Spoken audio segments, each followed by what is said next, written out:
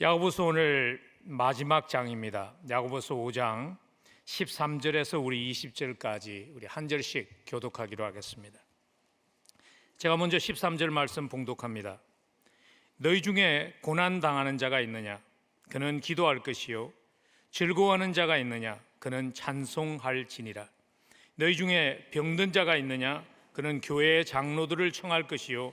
그들은 주의 이름으로 기름을 바르며 그를 위하여 기도할지니라. 믿음의 기도는 병든 자를 구원하리니 주께서 그를 일으키시리라. 혹시 죄를 범하였을지라도 사심을 받으리라. 그러므로 너희 죄를 서로 고백하며 병이 낫기를 위하여 서로 기도하라. 의인의 강구는 역사하는 힘이 크미니라. 엘리야는 우리와 성정이 같은 사람이로되 그가 비가 오지 않기를 간절히 기도한 듯 3년 6개월 동안에 땅에 비가 오지 아니하고 다시 기도하니 하늘이 비를 주고 땅이 열매를 맺었느니라. 내 형제들아, 너희 중에 미혹되어 진리를 떠난 자를 누가 돌아서게 하면 너희가 알 것은 죄인을 미혹된 길에서 돌아서게 하는 자가 그의 영혼을 사망에서 구원할 것이며 허다한 죄를 덮을 것임이라. 아멘. 하나님의 말씀입니다. 여러분, 삶을 살아오면서 전화 한 통화가 여러분의 삶의 문제를 한순간에 해결해 준 그러한 경험이 있으신지요? 저에게는 그런 경험이 있습니다. 40여 년 전에 제가 미국에 유학생으로 와 있을 때에 제가 어릴 때 한국을 떠났습니다. 그래서 제가 한국을 떠날 때만 해도 병역 면제 그런 제도가 없었습니다. 근데 패스포드가 만기가 돼서 연기를 하려고 그러니까 영사관에서 병역 면제증을 원하는데 그걸 제가 없잖아요. 그래서 패스포드가 연기가 되지 않으면 학생의 신분을 유지할 수 없는 것입니다. 저에게서는 그것이 위기였습니다. 근데 한국에서 좀 높은 자리에 있는 분이 전화 한 통화를 했더니 한순간에 그 문제가 해결이 되더라고요. 그때 제가 기억합니다. 제 주변에 유학을 와 있던 많은 친구들이 가난하고 힘없는 유학생인 줄 알았는데 그런 백이 한국에 있었구나 부러워했던 그러한 기억이 있습니다. 하나님, 여러분, 우리에게 그런 백이 있는 것 아세요? 우리에게 한마디로 우리의 인생을 바꾸어 놓을 수 있는 핫라인과 같은 그러한 특권이 우리에게 있다는 것 여러분 아시나요? 기도가 바로 그 특권입니다. 우리의 기도를 들으시고 우리의 인생을 바꾸어 주시는 하나님이 계십니다. 기도는요, 우리의 특권이며 또한 기도는 우리의 강력한 영적인 무기입니다. 그럼에도 불구하고 기도가 우리의 삶 속에서 솔직히 가장 자신이 없는 한 영적인 삶의 부분이 되어버리지는 않았는지 모르겠습니다. 어떤 분이 이런 스토리를 얘기하시더라고요. 천국에 가면 큰 방이 하나 있는데 그 방에는 배달을 하기 위해서 모든 사람들의 주소와 이름이 다 써져 있고 아름답게 리본으로 이렇게 장식되어 있는 그러한 선물들이 배달되지 못하고 대기하고 있는 방이 있다는 것입니다. 그래서 그분이 하는 얘기가 그 이유가 무엇인 줄 아십니까? 왜냐하면 우리가 구하지 않기 때문입니다. 야고보도 그 얘기를 하시죠. 야고보 4장 2절에서 너희가 얻지 못함은 구하지 아니하기 때문이라고. 여러분, 혹시 기도가 가장 항상 내가 해볼 수 있는 모든 것을 다 한 후에 어쩔 수 없을 때 한번 해보는 그러한 것으로 전락되지는 않았는지 모르겠습니다. 어떻게 하면 우리에게 주신 특권입니다. 우리에게 주신 우리에게만 있는 하나님의 능력이 나타날 수 있는 도구입니다. 어떻게 하면 우리의 기도가 하늘의 문을 열고 하나님의 응답을 경험하게 하는 그러한 기도가 되게 할 수 있을까요? 오늘 야고보는 그 문제를, 그 답을 우리에게 주면서 야고보서를 마무리 짓고 있습니다. 근데 너무나 감사한 것은 이것입니다. 오늘 우리에게 기도에 대한 말씀을 하시는 야고보 사도는요, 그냥 기도를 어디서 책에서 읽어서 이론만을 아는 그 이론을 우리에게 전하는 분이 아니라는 것입니다. 야고보 사도의 별명이 낙타 무릎을 가진 사람이었습니다. 왜냐하면 기도를 너무 집중해서 하나님 앞에 했기 때문에 무릎에 군살이 붙은, 굳은 살이 붙은, 그래서 마치 무릎이 낙타 무릎과 같이 된 사람이라고 그래서 야고보의 별명이 낙타 무릎이었습니다. 오늘 야고보는 기도의 경험을 통해서 깨달은 것을 성도들에게 전달하면서 야고보서를 마무리 짓고 있습니다. 그것은요, 기도가 이렇게 중요하다는 것을, 기도가 이렇게 소중하다는 것을 교회가, 성도가 잊지 않기를 간절히 소망했기 때문입니다. 오늘 야고보 사도는 야고보 서신을 마무리 지으면서 이렇게 기도하십시오. 당신의 기도가 하늘 문을 여는 하나님의 응답하심을 경험하는 기도가 되기 위해서 이렇게 기도하십시오 말씀하시면서 마무리를 짓고 있습니다. 이렇게 기도하십시오. 환경을 주도하며 기도하십시오. 야고보가 제일 먼저 우리에게 주는 이렇게 기도하라는 기도의 원리는 환경에 좌우되지 말고 환경을 초월해서 기도하라는 것이지요. 그래서 13절에 보면 너희 중에 고난당하는 자가 있느냐 그는 기도할 것이요 즐거워하는 자가 있느냐 그는 찬송할지니라. 13절이 우리에게 주고 있는 메시지는 이겁니다. 어려운 사람은 기도하고 삶이 편한 사람은 찬송하라, 그런 의미가 아닙니다. 어려울 때나 즐거울 때나 기도하기를 멈추지 말라는 것이죠. 환경에 좌우되지 말고 감정에 끌리지 말고 어려울 때나 즐거울 때나 기도를 중단하지 마십시오 라고 오늘 야고보는 하늘의 문을 여는 기도의 비결을 제일 먼저 말합니다. 너희 중에 고난당하는 자가 있느냐? 저는 기도할 것이요. 너무나 당연한 소리로 들리죠. 고난당하면 기도할 것 같으시죠. 종종 이런 분들이 있습니다. 요즘 삶이 너무 편해서 나도 좀 어려워지면 기도하겠습니다. 여러분, 어려워지면 기도가 더 안 됩니다. 삶의 짐이 우리를 누르면 기도가 더 안 됩니다. 야고보는 오늘 그걸 말씀하시는 것입니다. 고난이 찾아왔을 때 감정 따라 끌려가지 말고 의도적으로 기도하기로 마음을 결단을 하고 기도에 힘쓰라는 것입니다. 즐거워하는 자가 있느냐? 저는 찬송할지니라. 마음이 편할 때, 삶이 잘 풀릴 때 우리는 기도가 끊이지기가 쉽죠. 왜냐하면 그것이 하나님의 은혜라는 감격보다는 무언가 내가 이루어냈다는 그 착각 속에서 살아갈 수 있기 때문입니다. 여러분, 기도는, 찬송은 곡조 있는 기도입니다. 야고보는 지금 우리에게 이렇게 말하는 것입니다. 하나님이 여러분들에게 편안한 시기를 주셨습니까? 그것이 하나님의 은혜인 줄을 알고 하나님께 감사의 기도를 그치지 말라는 것이죠. 여러분, 우리가 삶을 살아가면서 좀 불편한 사람들이 있죠. 어떤 사람이 불편하나요? 혹시 이런 사람 불편하지 않습니까? 굉장히 어려울 때 되면 연락을 합니다. 그래가지고 도와주면 삶이 좀 풀리면 금세 잊어버리고 그 다음엔 연락이 없습니다. 그러다가 또 어려워지면 연락이 옵니다.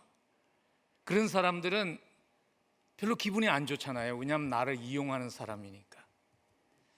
여러분, 우리 혹시 신앙생활을 하는 우리 모습이 그렇게 되지는 않았나요? 그러나 참 감사한 것은 이것입니다. 하나님은 사람과 같지 않다는 것입니다. 하나님의 은혜를 입었을 때 금세 잊어버리는 그러한 사람들의 기도도 하나님은 들어주신다는 것입니다.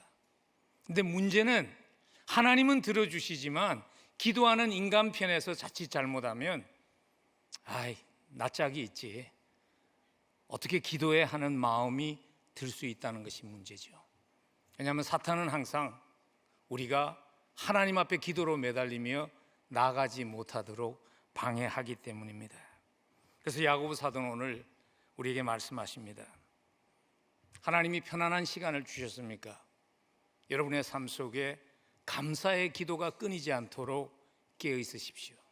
하나님이 여러분들에게 고난을 주셨습니까? 그러면 고난을 하나님 앞에 내어놓는 그러한 기도가 끊이지 않도록 기도하라는 것입니다. 시간 관계상 삶이 잘 풀릴 때 어떻게 하면 기도하는가는 함께 생각해 볼 기회가 되지 않을 것 같고요. 시간 관계상 고난당할 때, 기도하기 쉽지 않을 때 어떻게 하면 기도할 수 있을까? 잠시 함께 생각해 보고 지나가면 좋을 것 같습니다. 어떻게 하면 고난 가운데 흔들리지 않고 기도할 수 있을까요? 그 비결은요, 고난에는 하나님의 선하신 뜻이 있다는 것을 기억할 때, 고난에는 하나님의 선하신 뜻이 담겨 있다는 것을 신뢰할 수 있을 때 우리는 고난의 순간에도 기도할 수 있습니다. 고난 속에 하나님의 선하신 뜻이 담겨 있다는 것은 고난의 모든 원인이 하나님이라는 뜻은 아닙니다. 하나님 전능하십니다. 우리 인생의 모든 고난을 막아주실 수 있습니다. 그럼에도 불구하고 하나님께서 때로는 그 고난을 우리의 삶 속에 허락하실 때는 하나님의 선하신 목적이 있다는 것이죠. 사도 바울도 하나님 앞에 고난당했을 때 기도했죠. 예수님도 고난당할 때 하나님께 기도했죠. 제일 먼저 뭘 기도했나요? 제일 먼저는 고난의 문제를 해결해 달라고 기도했죠. 그게 가장 어떤 면에 있어서 사람의 솔직한 모습 아닐까요? 예수님께서 겟세마네 동산에서 제일 먼저 기도하신 것은요, 하나님 다른 길이 있으면 이 잔을 피할 수 있게 해달라고 기도했어요. 사도 바울도 그의 병을 두고 하나님 앞에 기도할 때 하나님의 선하신 뜻이 무엇인가를 알게 해달라고 기도하기 전에 제일 먼저 기도한 것은 그거죠. 하나님, 내 병을 치유해달라고 간절하게 기도했죠. 근데 하나님께서 그의 병을 고쳐주지 아니하시고 하나님은 그로 하여금 하나님의 선하신 뜻이 무엇인지를 깨닫게 하셨습니다. 뭘 깨닫게 하셨죠? 하나님의 바울을 향하신, 바울의 삶에 고난이라는 것을 허락하신 하나님의 선하신 뜻은 바울이 교만해지지 않게 하는 것이었습니다. 바울은 특별한 사람입니다. 특별한 영적인 체험이 있을수록 교만해지기가 쉽죠. 다메섹 독상에서 부활하신 예수를 직접 만난 경험이 있는 사람이 사도 바울이었습니다. 죽지 않고 천국을 볼 수 있는 영광을 누린 사람이 사도 바울이었습니다. 그의 마음에 교만해질 수 있었죠. 그래서 하나님께서 교만해지지 않도록 그로 하여금 하나님을 의지하라고 하나님께서 삶의 고난, 육신의 병을 주신 것입니다. 여러분, 영적인 체험이 많으면 많을수록 자칫 잘못하면 교만해지기 쉽습니다. 어떤 목사님이 그러시더라고요. 가장 문제가 많은 교회가 어떤 교회인가 하면 40일 금식 기도한 사람이 많은 교회랍니다. 왜냐하면 내가 40일 금식 기도했는데 자기가 가장 잘 안다는 것이죠. 그러면 삶을 살아가면서 때로는 하나님께서 우리를 보호하시기 위해서 삶의 고통이라는 것을 허락하십니다. 여러분, 고통을 느낄 수 있다는 것은 쉬운 일은 아니죠. 그렇지만 고통을 느낄 수 있다는 것은 축복이죠. 여러분, 우리가 뜨거운 것을 만지면서 그게 뜨겁다는 것을, 불을 만지면서 뜨겁다는 것을 느끼지 못하면 온 몸을 다 태우게 되는 것입니다. 하나님께서 때로는 우리의 삶 속에 고난과 어려움을 주시는 이유는 무엇인가 하면 교만해져서 하나님을 떠나서 더 큰 고난에 빠지지 않도록 보호해 주시는 것이죠. 여러분, 삶에 종종 찾아오는 고통은요, 사실 하나님의 사랑의 메시지입니다. 우리를 보호하시기 위한, 하나님 없이는 살 수 없는 것을 인식하며 살아가게 하시는 하나님의 사랑의 메시지입니다. 여러분, 자기 마음대로 사는데 하나님이 아무런 간섭을 하지 않는 것은요, 그것은 축복이 아닙니다. 그것은 버림받았다는 것입니다. 지 마음대로 사는데 하나님이 그냥 버려두시는 것은 그것은 축복이 아닙니다. 자식이 아니라는 증거입니다. 여러분, 요즘 식당에 가면 사실 짜증날 때가 많지 않나요? 요즘 부모님들은 애들을 방목하는 것 같아요. 보니까 제가 식당에 가면 야단을 치고 징계를 해야 될 아이들이 굉장히 많지만 제가 안 합니다. 왜냐하면 내 자식이 아니기 때문에.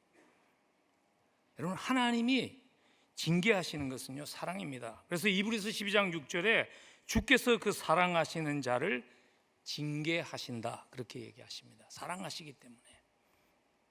고난에는 하나님의 선하신 뜻이 있습니다. 그러나 물론 우리가 조심해야 되는 것은 이것입니다. 사도 바울 같은 경우에는 하나님께서 왜 바울의 삶에 고난을 허락하셨는지 그 이유를 설명해 주셨습니다. 왜냐하면 바울에게 있어서는 그것이 이해될 수 있는 그러한 원인이었기 때문이죠. 교만이라는. 근데 욥의 경우에는 하나님이 설명하시지 않습니다. 왜냐하면 이해할 수 없는 상황이었기 때문에. 욥에게 그 의문이 있었죠. 자기의 삶에 고난이 왔을 때 욥에게 왜 나에게 이런 일이 있을까 하는 의문이 있었습니다. 왜냐하면 친구들이 와가지고 다 하는 얘기가 그거였잖아요. 너의 죄 때문에 그런 어려운 일이 생겼다고 그러는데 욥은 아무리 자기를 바라보아도, 점검해 보아도 죄의 문제는 아니었습니다. 그래서 하나님 앞에 불평도 하고 욥이 질문도 하고 계속 욥기가 전개되죠. 그러다가 마지막에 가서 욥기 38장과 41장에서 하나님이 욥을 대면하십니다. 근데 놀랍게도요, 욥기 끝날 때까지 하나님은 욥에게 왜 하나님께서 욥에게 고난을 허락하셨는지를 설명하시지 않습니다. 왜냐하면 욥이 이해할 수 없기 때문입니다. 때로는 유한한 인간이 무한하신 하나님의 지혜를 다 이해할 수 없습니다. 그래서 하나님께서 욥에게 이렇게 물으시죠. 욥기 38장에 보면 내가 땅에 기초를 놓을 때에 네가 어디 있었느냐? 내가 세상을 창조할 때 네가 거기에 참여했느냐 묻는 것이죠. 바다가 그 모태에서 터져 나올 때에 문으로 그것을 가둔 자가 누구냐? 넘치는 물을 바다라는 그러한 컨테이너 속에 담은 것이 누구냐? 하나님께서 얘기하는 겁니다. 유한한 인간이 무한한 하나님의 뜻을 다 이해할 수 있다는 것은 그것은 영적인 교만이라는 것이죠. 하나님은 욥을 통해서 욥기를 성경 속에 담아 놓으신 것은 이것입니다. 때로는 하나님의 선하신 뜻을 이해할 수 없지만 하나님의 선하신 뜻을 신뢰하고 지나가야 한다는 것입니다. 오늘 이 자리에도 고난당하시는 분들이 계십니다. 저희 교육자들이 화요일날마다 교육자 회의를 하면 수많은 성도들의 어려움의 기도의 제목들이 올라옵니다. 고난당하는 분들이 너무나 많이 계십니다. 여러분, 혹시 고난을 당하면서 여러분의 기도가 왜라는 기도에서 멈추지 않았으면 좋겠습니다. 왜라는 기도를 인간이 할 수밖에 없습니다. 그러나 어느 순간에 가서 여러분의 왜라는 기도가 what이라는 하나님의 선한 뜻이라는 것으로 변화될 수 있기를 간절히 소원합니다. 그래서 여러분의 이렇게 기도하실 수 있기를 간절히 소원합니다. 하나님, 다 이해할 수 없지만 하나님의 선하신 목적이 이루어지게 나의 고난이 헛되지 않게 도와주십시오. 고생은 고생대로 하고 아무것도 깨닫지 못하는 그러한 고난이 아니라 하나님의 선하신 뜻을 신뢰함이 깊어지는, 알지 못해도 신뢰하며 따라갈 수 있는 믿음이 깊어지는 그러한 고난이 되게 해 주옵소서 하는 기도로 여러분의 기도가 변할 수 있으면 좋겠습니다. 하나님은 그러한 기도를 응답하십니다. 그리고 감당할 수 있는 은혜를 주시는 하나님이십니다. 바울에게 하나님께서 이렇게 사도 바울에게 답하셨죠. 내 은혜가, 나의 은혜가 너에게 족하도다. 그리고 나의 능력이 너의 약한 데서 더 강하게 나타나게 하리라. 바울이 그 답은 자기가 원한 답이 아니었습니다. 근데 그 하나님의 응답을 듣고 그것이 하나님의 은혜인 줄 알고 바울이 이렇게 고백했지 않습니까? 하나님, 나는 내 약함을 자랑하는 삶을 살겠습니다. 왜냐하면 나의 약한 그 자리에 하나님의 은혜가 더 크기 때문에 나의 약함을 자랑하겠습니다. 바울의 고백이 우리의 고백이 될 수 있기를 간절히 축복합니다. 우리의 기도가 하늘의 문을 열고 하나님께서 응답하시는 기도가 되기 위해서 우리는 이렇게 기도해야 합니다. 야고보는 14절과 16절에서 또 이렇게 기도하십시오. 한 가지 기도에 기억해야 될 원리를 주십니다. 그 원리는 이것입니다. 말씀의 거울 앞에서 자신을 돌아보며 기도해야 합니다. 야고보는 사실 말씀의 거울 앞에서 오늘 우리가 두 가지의 자기의 모습을 바라보아야 한다고 구체적으로 얘기할 것입니다. 제일 먼저는 말씀의 거울 앞에서 내가 하나님과 사람 앞에서 죄의 문제를 덮어두고 있는 것은 아닌지, 하나님과 사람 앞에서 회개해야 될 죄의 문제는 없는지 그것을 말씀의 거울 앞에 붙여 찾고 회개하는 것이 이루어져야 된다고 말씀하시죠. 15절에 보면 이렇게 말씀하십니다. 믿음의 기도는 병든 자를 구원하리니 주께서 그를 일으키시리라. 혹시 죄를 범하였을지라도 사하심을 받으리라. 16절에서 그러므로 너희 죄를 서로 고백하며 병이 낫기를 위해서 서로 기도하라. 제일 먼저 오늘 사도 야고보는요, 우리에게 당신의 병이, 당신의 고난이 혹시 죄의 문제가 아닌가 생각해 보라고, 그리고 그것이 죄의 문제라면 그 죄의 문제를 회개할 수 있어야 한다고, 말씀의 거울 앞에 자기를 돌아볼 수 있어야 한다고 말씀하십니다. 그러나 오늘 우리가 15절과 16절을 받으면서 조심해야 되는 것은 이것입니다. 성경은 우리에게 모든 고난, 모든 특별히 병이 죄의 문제라고 성경은 가르치시지 않습니다. 요한복음 9장을 보면 날 때부터 앞을 볼 수 없는 시각장애자를 아들로 둔 아버지가 예수님 앞에 예수님의 치유를 간구하며 나오죠. 아들과 함께. 그때 사람들은 항상 그들을 이렇게 바라보았습니다. 이게 누구 죄 때문인가? 아버지의 죄 때문인가? 아니면 자식의 죄 때문인가 하는 것이 항상 사람들의 생각이었죠. 근데 예수님은 그렇게 답하셨습니다. 요한복음 9장 3절에서 이건 부모의 죄도 아니고 본인의 죄도 아니고 하나님의 영광을 드러내기 위한 일이라고 답하셨습니다. 모든 병이 죄가 원인이 아닙니다. 그렇지만 그와는 반대로 또한 우리가 그냥 쉽게 넘어가지 말아야 하는 것은 병이 죄로 인해서 생긴 병이 있다는 것을 부인해서는 안 된다는 것입니다. 오늘 야고보서는요, 특정한 교회를 향해서 기록된 서신입니다. 야고보가 오늘 병의 문제를 다루면서 죄를 하나님 앞에 고하는 문제를 다루고 있는 것은, 왜냐하면 교회 안에 죄 때문에 병에 걸린 사람들이 있었기 때문입니다. 예수님께서도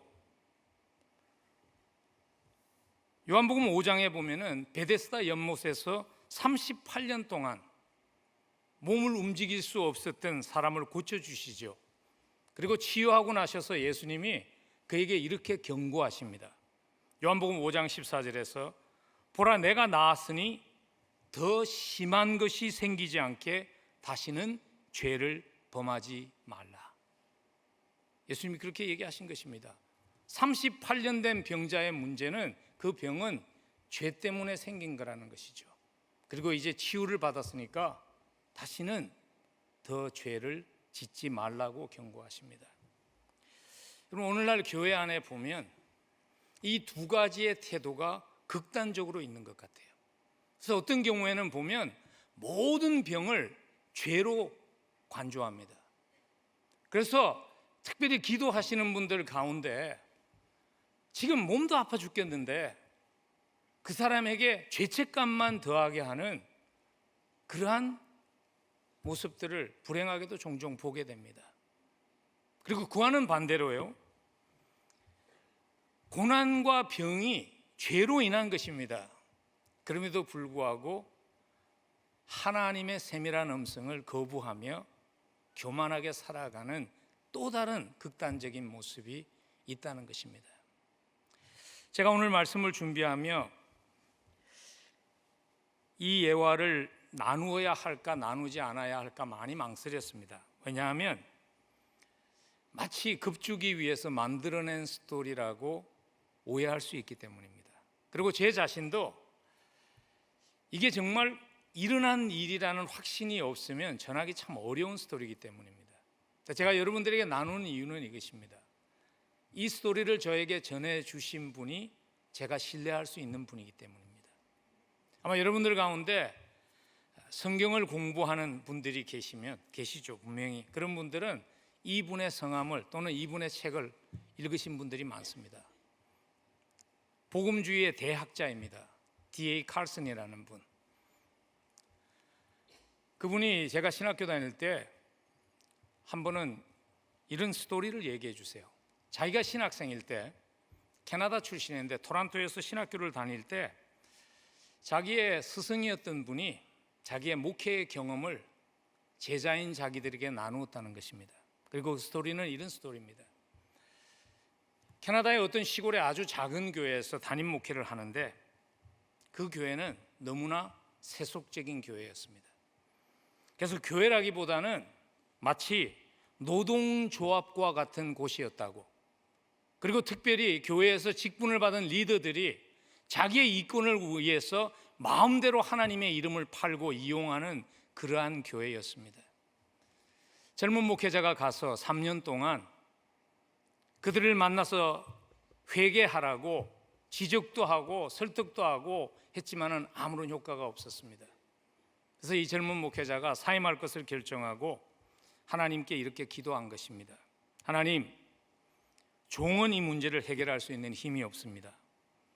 하나님이 종으로 하여금 이곳을 이제 사임하고 떠날 수 있게 해주시든지, 그래서 더 능력 있는 종이 와서 교회를 바꾸시게 하시든지, 아니면 저를 이곳에 계속 두시는 것이 하나님의 뜻이시면 하나님이 간섭하셔서 교회를 정화하시고 부흥을 주시든지 하나님 역사해달라고 기도했습니다. 젊은 목회자가 간절히 하나님 앞에 나와서 기도한 후에 얼마 후부터 교회 안에 교인들이 자꾸 병들기 시작하는 겁니다. 그리고 병이 들어가지고 세상을 교인들이 떠나게 되어서 젊은 목회자가 계속 장례식을 하게 된 겁니다. 처음에는 우연이라고 생각했다고 그럽니다. 우연히 그 사람이 병이 들었겠지, 우연히 그 사람이 병이 들어서 죽었겠지.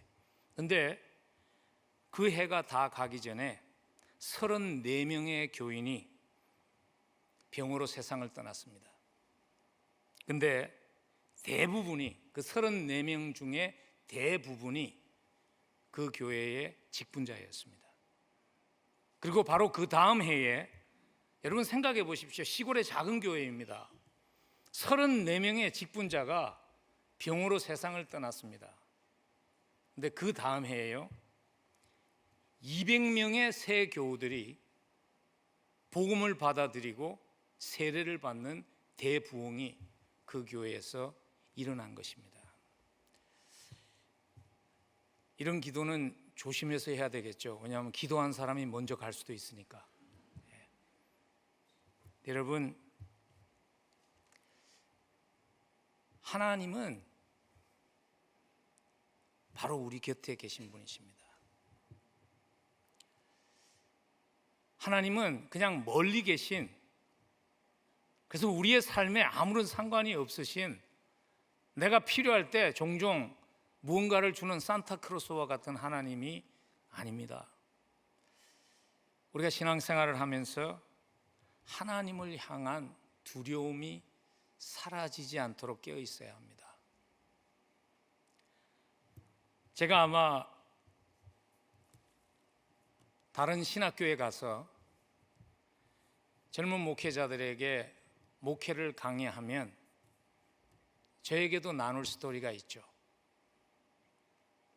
하나님이 얼마나 두려운 하나님이시라는 것을. 근데 이 교회는 그분을 아는 분들이 너무 많아서 제가 나눌 수 없습니다. 여러분, 하나님을 가볍게 생각하지 마십시오. 오늘 성경은 우리에게 경고하며 권고합니다. 기도할 때, 여러분의 인생의 문제를 놓고 기도할 때 하나님의 말씀 앞에 자신을 세우고 말씀의 거울을 쳐다보며 자기 자신을 돌아보라는 것입니다. 하나님 앞에 회개하지 않은, 덮어두었던 죄들을 하나님 앞에 회개함이 없이는 기도에 응답이 없다는 것을 기억하라는 것이죠. 시편 66편 18절에서 이렇게 말씀하십니다. 내가 내 마음에 죄악을 품으면 주께서 듣지 아니하시리라. 죄의 회개가 없으면 기도의 응답도 없는 것입니다. 이사야도 우리에게 똑같은 말씀을 하십니다. 우리 한번 이사야서 59장 1절과 2절 함께 읽으면 좋겠습니다. 함께 봉독합니다. 여호와의 손이 짧아 구원하지 못하심도 아니요 귀가 둔하여 듣지 못하심도 아니라 오직 너희 죄악이 너희와 너희 하나님 사이를 갈라놓았고 너희 죄가 그의 얼굴을 가리어서 너희에게서 듣지 아니하게 함이니라. 간절히 기도하지만 기도의 응답이 없다면 혹시 죄의 회개가 이루어지지 않았기 때문은 아닌지 자신을 돌아보는 것이 필요합니다. 그리고 죄를 회개할 때 기억해야 되는 두 가지의 굉장히 중요한 가이드라인이 있습니다. 그 하나는요, 개인적인 죄는, 하나님과 나 사이의 죄는 하나님과 나 사이에서만 고백하면 됩니다. 모든 사람에게 나의 죄를 공개할 필요가 없습니다. 그러나 나의 죄가 다른 사람에게도 피해를 입혔다면 그 사람을 포함해서 회개가 이루어져야 합니다. 그래서 오늘 16절에 보면 너희 죄를 어떻게 하라 그러죠? 서로 고백하라는 것입니다. 여러분, 아무 관계도 없는 사람에게 죄를 고백할 필요 없습니다. 자기의 개인적인 죄를 대중에게 대놓고 다 발표할 필요 없습니다. 그것은 교회를 오히려 어지럽게 하는 것입니다. 기도가 응답받는 기도가 되려면 말씀의 거울 앞에 자기 자신을 점검해야 합니다. 첫 번째는 죄의 문제를 점검해야 합니다. 두 번째는 믿음의 문제를 점검해야 합니다. 오늘 15절 다시 보십시오. 믿음의 기도는 병든 자를 구원하리니 주께서 그를 일으키시리라. 믿음의 기도가 병든 자를 일으키는 능력의 기도가 된다고 하십니다. 근데 우리가 물어야 하는 질문은 이것이죠. 그러면 믿음의 기도는 무엇인가 하는 것입니다. 믿음의 기도에 대한 크게 두 가지 오해하는 것이 있습니다. 한 가지는 뭐냐면 확실한 믿음이 없으면 믿음의 기도가 아니기 때문에 기도하나 마나라는 그러한 오해가 있습니다. 그래서 종종 기도를 했는데 응답이 되지 않으면 어떤 분들은 그러죠. 네가 믿음이 없어서 그래. 그럴 수도 있고 그러지 않을 수도 있죠. 마태복음 9장에 보시면요, 마가복음 9장에 보시면 귀신 들린 아들을 치유받기 위해서 예수님께 데리고 온 아버지의 스토리가 나옵니다. 하나님께서 그 아들을 치료해 주십니다. 아버지가 믿음이 있었기 때문일까요? 아닙니다. 마가복음 9장 22절과 24절에 보면 아버지와 예수님 사이에서 오고 간 대화를 이렇게 기록합니다. 무엇을 하실 수 있거든 우리를 불쌍히 여기사 도와주옵소서. 아버지가 뭔가 할 수 있으면, 그러니까 예수님이 이렇게 답하시죠. 할 수 있거든이 무슨 말이냐? 믿는 자에게는 능히 하지 못할 일이 없느니라. 그때 아버지가 이렇게 답합니다. 내가 믿나이다. 나의 믿음 없는 것을 도와주소서. 근데 예수님은요, 자기의 믿음 없는 것을 아는 믿음을 참된 믿음으로 보셨습니다. 그리고 예수님은 그 아들을 치유해 주셨습니다. 그러나 믿음의 기도라는 것은 그냥 입술로 믿습니다, 믿습니다를 반복함으로써 이루어지는 것이 아니라는 것을 우리에게 말합니다. 믿음의 기도는요, 때로는 우리의 마음속에 의심과의 싸움이 있지만 그것이 믿음의 기도가 될 수 있다고 얘기하십니다. 그리고 또 한 가지 믿음의 기도에 대해서 오해하는 것은 믿음의 기도를 명령하는 것으로 오해하는 분들이 계시죠. 특별히 기도의 은사가 있다는 분들 가운데 기도를 하는 것이 아니라 명령을 하는 분들이 많이 계신 것 같아요. 그리고 그 명령의 말투가 마치 기도의 능력을 낳는 것처럼 오해하는 경우들이 있습니다. 그래서 아무나한테 반말하죠. 그리고 무례한 언어를 사용하죠. 제가 처음에 예수님 영접하게 되었을 때 80년대의 초에 이민교회에 부흥사들이 굉장히 많이 왔습니다. 그때 제가 제일 혼동스러웠던 것, 기독교인이 아니면서 신앙을 찾기 위해서 구도자일 때 가장 혼동스러웠던 것이 뭐냐면, 교회 목사님들은 막말을 잘하는구나, 욕도 잘하고. 여러분, 무례한 말투에 기도의 능력이 있는 것이 아닙니다. 물론 예수님께서 병을 치유하시면서 귀신을 꾸짖기도 하시고 쫓아내실 때 명령하시기도 하셨죠. 그러나 여러분, 바울의 기도나 요한 사도의 기도나 초대 교부들의 기도를 보면 성경은 그것이 믿음의 기도라고 가르치시지 않습니다. 그러면 믿음의 기도가 뭘까요? 어떤 기도가 하늘의 문을 열게 하시고 응답하게 하는 기도가 될까요? 야고보는요 1장에서 이미 그 답을 하셨습니다. 그래서 오늘 5장 말씀에서 믿음의 기도라는 말을 쓰면서 아무런 설명 없이 사용하고 있는 것입니다. 야고보서 1장에서 믿음의 기도를 야고보서 1장 6절에서요 오직 믿음으로 구하고 조금도 의심하지 말라. 의심하는 자는 마치 바람에 밀려 요동하는 물결과 같으니. 1장 6절에서 믿음의 기도를 해야지 기도가 응답받는 기도가 됩니다 얘기를 하셨습니다. 근데 1장 5절에서 그 믿음의 기도가 뭘 믿는 것인가를 설명을 합니다. 1장 5절에 가면 너희 중에 누구든지 지혜가 부족하거든 모든 사람에게 후히 주시고 꾸짖지 아니하시는 하나님께 구하라. 그리하면 주시리라. 믿음의 기도가 이것이라는 것입니다. 믿음의 기도는 가장 좋은 것을 주시기를 원하시는 하나님의 마음을 믿는 기도가 믿음의 기도라는 것입니다. 하나님이 무엇을 주시든지 간에 하나님은 가장 좋은 것을 주시는 하나님이라는 것을 믿을 수 있는 그 기도가, 그걸 믿는 기도가 믿음의 기도라는 것입니다.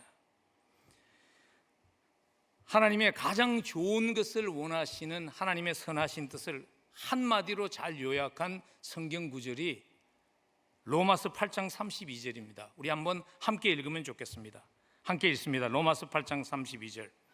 자기 아들을 아끼지 아니하시고 우리 모든 사람을 위하여 내주시니가 어찌 그 아들과 함께 모든 것을 우리에게 주시지 아니하시겠는가. 저는 거기에다가 이 한마디를 아마 사도 바울이 쓰면서 마음에는 있었는데 쓰지 않은 것 같아요. 자기 아들을 아끼지 아니하시고 우리 모든 사람을 위하여 내주시니가 어찌 그 아들과 함께 꼭 필요하다면 모든 것을 우리에게 주시지 아니하시겠는가. 가장 좋은 것으로 주시기를 원하시는 하나님의 중심을 전적으로 믿는 그 믿음이, 그 믿음으로 드리는 기도가 믿음의 기도입니다. 그래서 찰스 스파전 목사님은 로마서 8장 32절을 인용하면서 우리의 기도가 응답받는 비결을 이렇게 말씀하셨습니다. 진홍빛 피를 뚝뚝 흘리신 예수님의 상처가 바로 기도 응답에 대한 확실한 보증입니다. 십자가가 우리의 기도의 보증에 대한 확실한 증거라는 것입니다. 본문으로 돌아가서 우리가 우리 자신에게 물어야 할 질문은 이것이죠. 나는 하나님의 중심을 믿는가 하는 질문이겠죠. 나는 하나님이 나에게 가장 좋은 것을 주시기를 원하시는 하나님이라는 것을 전심으로 믿는가? 그 믿음이 없다면 하나님 앞에 나의 필요를 내어놓기 전에 먼저 십자가 앞에 나오는 것이 필요합니다.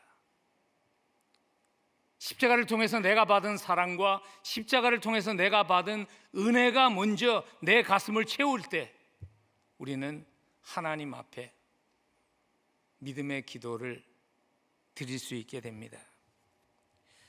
오늘 16절도 그래서 보면 동일한 원리를 또다시 한번 강조하고 있는 것을 볼 수 있습니다.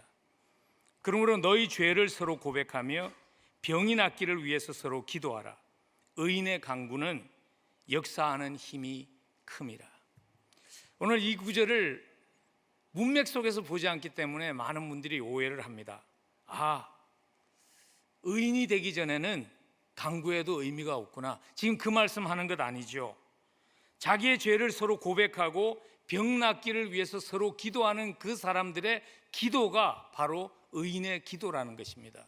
그 말은 무슨 얘기인가 하면 우리의 기도가 의인의 간구가 될 수 있는 이유는 십자가를 통해서 우리가 의롭게 되었기 때문이라는 것입니다. 의인의 간구는 역사하는 법이 큼이라는 그 말씀에 담긴 메시지는 우리가 기도하면서 하나님의 역사를 기대할 수 있는 이유가 무엇인가 하면 그것이 십자가 때문이라는 것을 잊지 말라는 것입니다. 여러분, 기도는요 무슨 특별한 영역을 가지고 특별한 카리스마를 가진 사람들의 특권이 아닙니다. 그 사람이 특별하기 때문에 기도가 응답받는 것이 아닙니다. 하나님이 특별하신 분이기 때문에 지극히 평범한 우리의 기도도 응답을 받을 수 있고 기적을 경험할 수 있는 것입니다. 저는 사실 크게 무슨 신유의 은사 같은 것이 없습니다. 그러나 제가 교인들을 위해서 손을 얹고 병을 위해서 기도합니다. 하나님께서 낫게 하시는 것이 하나님의 뜻이면 하나님 치유해달라고 기도합니다. 저는 지난 30몇 년 동안 하나님이 기적을 행하시는 하나님임을 여러 번 경험했습니다.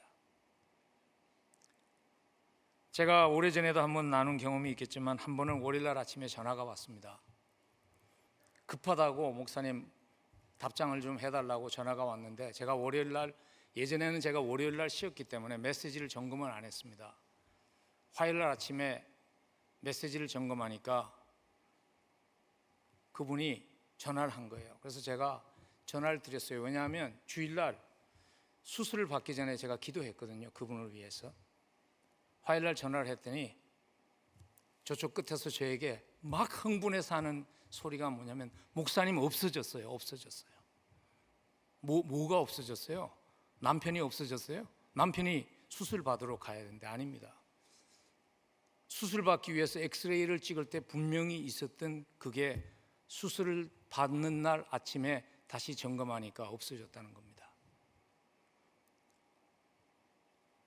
제가 특별할까요? 아닙니다. 하나님이 특별하신 분이십니다. 그 소식을 들었을 때 누가 제일 놀랐을까요? 제가 제일 놀랐죠. 네. 여러분, 믿음의 기도는요 가장 좋은 것을 주시기를 원하시는 하나님을 믿으며 십자가 때문에 우리의 기도를 들으시는 하나님이 계신다는 것을 믿는 것입니다. 우리 한번 히브리서 11장 6절 함께 봉독하면 좋겠습니다. 함께 읽습니다. 믿음이 없이는 하나님을 기쁘시게 하지 못하나니 하나님께 나아가는 자는 반드시 그가 계신 것과 또한 그가 자기를 찾는 자들에게 상 주시는 이심을 믿어야 할지니라. 우리의 하나님을 기도하며 찾는 자를 헛되게 하지 않는 하나님을 믿을 때 그 기도가 우리를 믿음의 사람으로 바꿀 것입니다.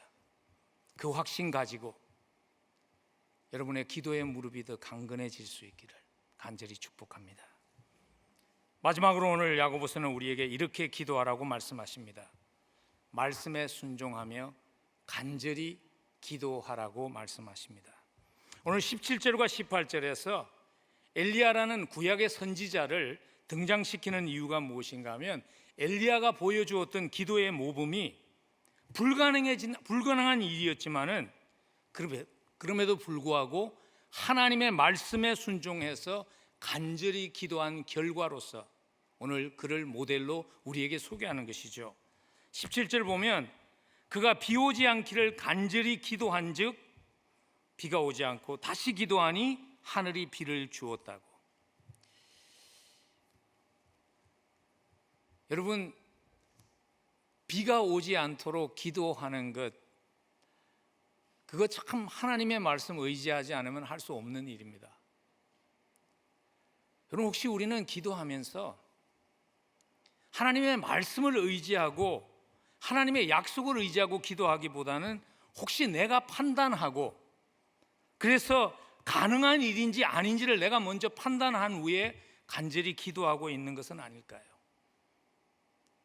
그래서 간절히 기도하지 못하는 것은 아닐까요?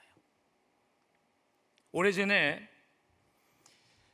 지금 버지니아에서 가장 대표적인 교회가 됐죠. 맥클레인 바이블 교회가 예전에 저희 교회가 맥클레인의 조그만 교회로 있을 때 바로 이웃이었습니다. 그때 담임 목사님이 란살로몬 목사님이었는데 지금 있는 7번 도로에 있는 큰 캠퍼스를 지어서 이사 가기 위해서 건축을 할 때였는데 그해 비가 무척 많이 왔습니다.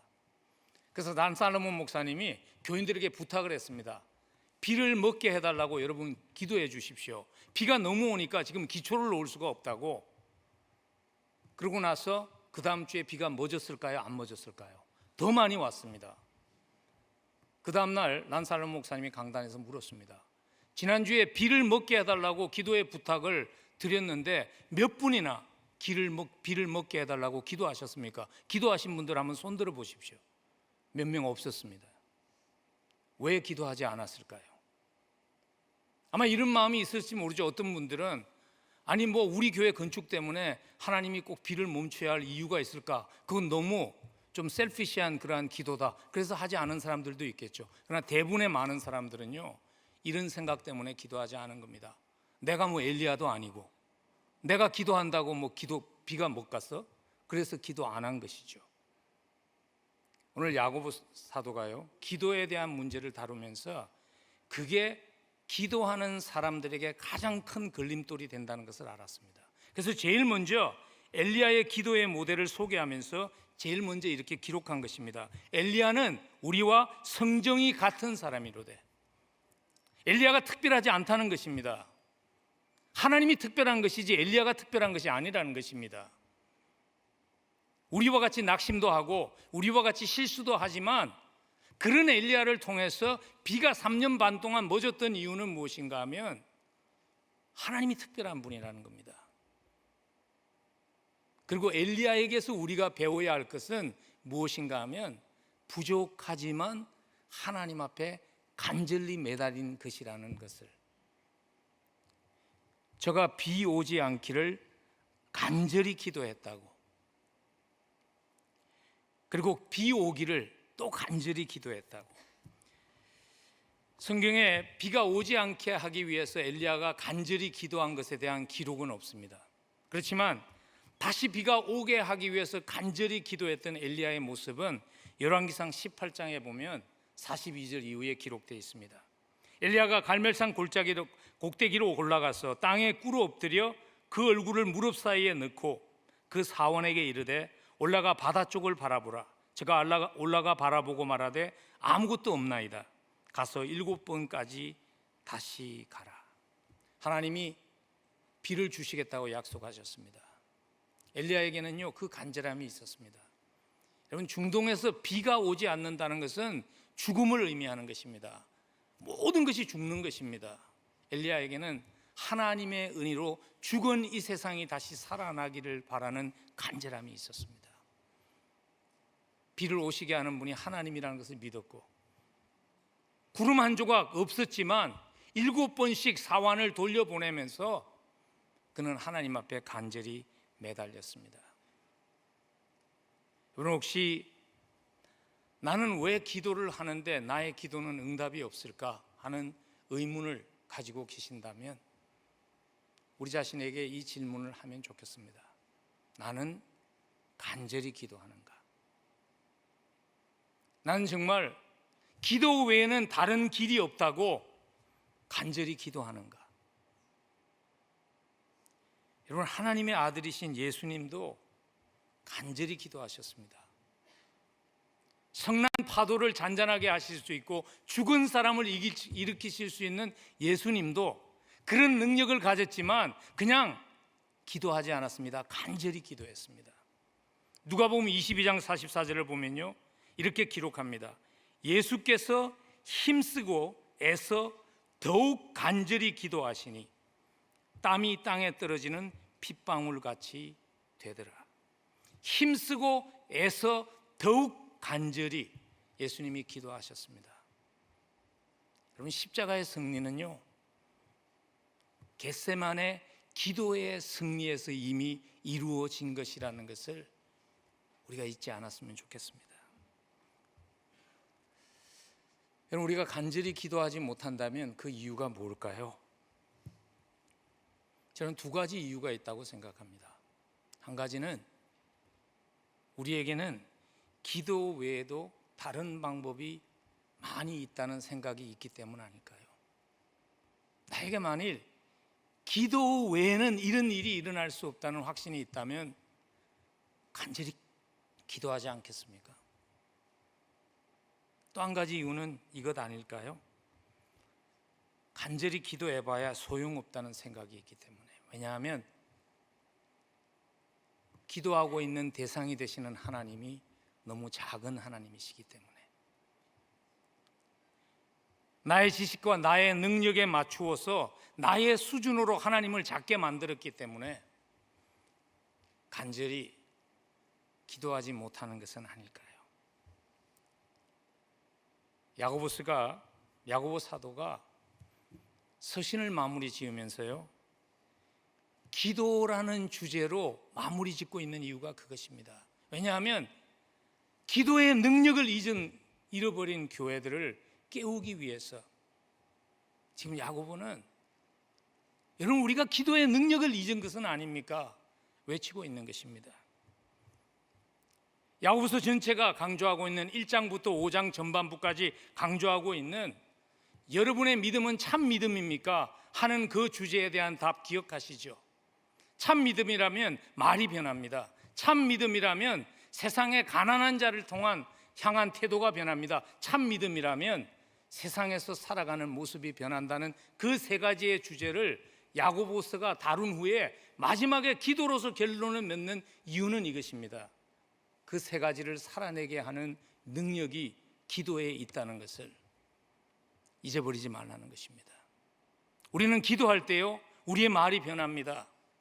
기도할 때 우리는 서로 원망하며 사람을 죽이는 말이 아니라, 기도할 때 우리의 말은 죽어가는 영혼을 회복시키는 말로 변하게 됩니다. 기도할 때 하나님의 마음을 이해하게 됩니다. 그래서 가난한 자를 향한 우리의 마음이 변하는 것이고 세상을 향한 우리의 마음이 변하는 것입니다. 기도할 때 우리는 하나님께 무엇이 가장 소중한지를 깨닫게 됩니다. 그래서 오늘 야고보서는요 마무리 지을 때 19절과 20절에서 교회가 하나님이 가장 소중하게 여기는 것을 소중하게 여기는 교회가 되었으면 좋겠다는 그 당부를 하면서 마무리를 짓고 있는 이유가 그것입니다. 내 형제들아, 너희 중에 미혹되어 진리를 떠난 자를 누가 돌아서게 하면 너희가 알 것은 죄인을 미혹된 길에서 돌아서게 하는 자가 그의 영혼을 사망에서 구원한 것이며 허다한 죄를 덮을 것임이라. 이것이 하나님의 마음이라는 것을 잊지 말라는 것입니다. 교회를 향해서 하나님은 울타리에 있는 99마리의 양도 소중하지만 길을 잃고 방황하는 한 마리의 양의 그 마음이 가 있는 하나님이라는 것을 교회가 잊지 않았으면 좋겠다는 것이죠. 예배하며 이 자리에 있는 여러분들이 너무나 하나님께는 소중하지만 예수 그리스도를 만났다고 하면서도 하나님을 떠나서 살아가고 있는 우리 주변에 있는 한 영혼을 향한 하나님의 안타까움을 아는 교회가 되어달라고 당부하면서, 그래서 기도하는 교회가 되어달라고 당부하면서 야고보는 마무리 짓고 있는 것입니다. 잃어버린 한 영혼을 하나님의 안타까움을 가지고 기도하는 교회가 되기를 간절히 소원합니다. 여러분, 여러분의 가정에는 돌아와야 할 한 영혼이 없는가요? 여러분의 오이코스에는 돌아와야 할 한 영혼들이 없는가요? 여러분, 다시 볼 수 없다는, 하나님의 나라에서 다시 어쩌면 만날 수 없다는 그 안타까움이 우리에게 있는지 모르겠습니다. 세상에서 잘 나가는 것, 그것 다 중요합니다. 그러나 하나님을 모른다면, 하나님을 모른다면 무슨 소용이 있을까요? 하나님의 안타까움을 아는 그러한 교회가 되기를 간절히 소원합니다. 병을 낫게 하고 비를 멈추게 하고 비를 오게 하는 기적을 일으키는 것도 하나님을 미소 짓게 합니다. 그러나 한 영혼을 하나님 앞에 올려드리며 그 영혼이 하나님 앞에 돌아오게 하는 일은 하나님을 무척 기쁘게 하는 일입니다. 하나님의 마음을 아는 교회, 우리의 기도가 나의 필요에만, 나의 관심에만 집중된 기도가 아니라 하나님의 안타까움을 담은 기도로 넓어질 수 있기를 간절히 축복합니다. 우리 함께 기도하겠습니다. 이제는 우리 주 예수 그리스도의 한량없는 은혜와 죄인을 자식 삼아 주신, 믿어주시고 복음 맡겨주신 하나님 아버지의 무한하신 사랑하심과, 우리는 연약하지만 우리의 연약함을 통해 하나님의 위대하심이 나타나실 수 있도록 함께 하시며 동력하시며 역사하시는 성령님의 교통하심이 이번 한 주간도 주님 하나님의 마음으로 세상을 품으며 하나님의 마음으로 돌아와야 할 영혼들을 품고 기도하며 승리하는 한 주간이 되게 해 주옵소서. 기도하며 이 자리를 떠나는 사랑하는 성도들의 사무회와 그들의 가정과 그들의 생업 위에, 그리고 하나님의 몸된 교회 위에 지금부터 영원까지 함께 하시옵기를 간절히 축원합니다.